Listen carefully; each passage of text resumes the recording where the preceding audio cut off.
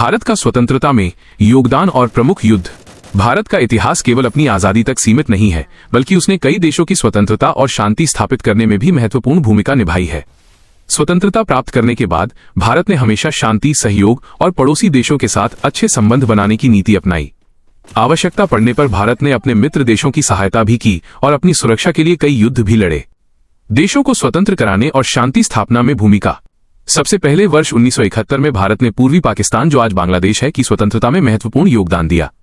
उस समय पूर्वी पाकिस्तान के लोगों पर पश्चिमी पाकिस्तान की सरकार द्वारा अत्याचार किए जा रहे थे। लाखों शरणार्थी भारत आने लगे, जिससे भारत पर भी भारी दबाव पड़ा। भारत ने मानवीय आधार पर उनकी सहायता की और बाद में दिसंबर 1971 में पाकिस्तान के खिलाफ युद्ध लड़ा। इस युद्ध में भारत को निर्णायक विजय मिली और 16 दिसंबर 1971 को बांग्लादेश एक स्वतंत्र राष्ट्र बना। इसलिए कहा जाता है कि भारत ने बांग्लादेश की स्वतंत्रता में महत्वपूर्ण भूमिका निभाई। इसके अलावा भारत ने कई देशों को सीधे स्वतंत्र नहीं कराया, लेकिन शांति बनाए रखने और मानवीय सहायता देने में महत्वपूर्ण योगदान दिया।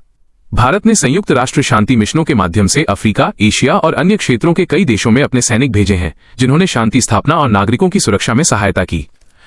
भारत द्वारा लड़े गए प्रमुख युद्ध। भारत ने अपनी स्वतंत्रता और सीमाओं की रक्षा के लिए कई महत्वपूर्ण युद्ध भी लड़े हैं।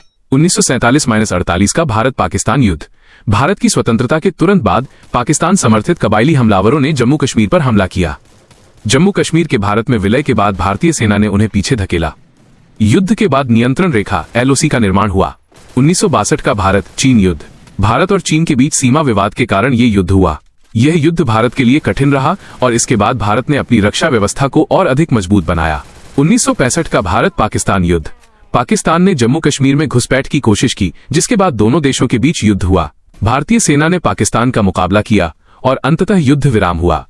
1971 का भारत पाकिस्तान युद्ध। यह युद्ध बांग्लादेश की स्वतंत्रता से जुड़ा था। भारतीय सेना ने बहादुरी से लड़ाई लड़ी और पाकिस्तान की सेना ने आत्मसमर्पण किया। लगभग 93,000 पाकिस्तानी सैनिकों ने आत्मसमर्पण किया, जो विश्व इतिहास की सबसे बड़ी सैन्य आत्मसमर्पण घटनाओं में से एक माना जाता है। 1999 का कारगिल युद्ध। पाकिस्तानी सैनिकों और घुसपैठियों ने कारगिल क्षेत्र की ऊंची पहाड़ियों पर कब्जा कर लिया था। भारतीय सेना ने कठिन परिस्थितियों में ऑपरेशन विजय चलाकर सभी महत्वपूर्ण चोटियों को वापस अपने नियंत्रण में लिया।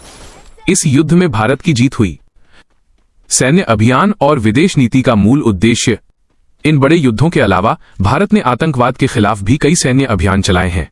भारतीय सशस्त्र बल देश की सीमाओं की रक्षा के साथ साथ प्राकृतिक आपदाओं और राहत कार्यों में भी महत्वपूर्ण भूमिका निभाते हैं। भारत की विदेश नीति का मुख्य उद्देश्य शांति, सहयोग और विकास है। भारत किसी देश पर कब्जा करने की नीति नहीं रखता। यदि उसने किसी देश की सहायता की है, तो वो मुख्य रूप से मानवीय कारणों, क्षेत्रीय स्थिरता या सुरक्षा के उद्देश्य से की है। बांग्लादेश की स्वतंत्रता में भारत की भूमिका इसका सबसे प्रमुख उदाहरण है। निष्कर्ष।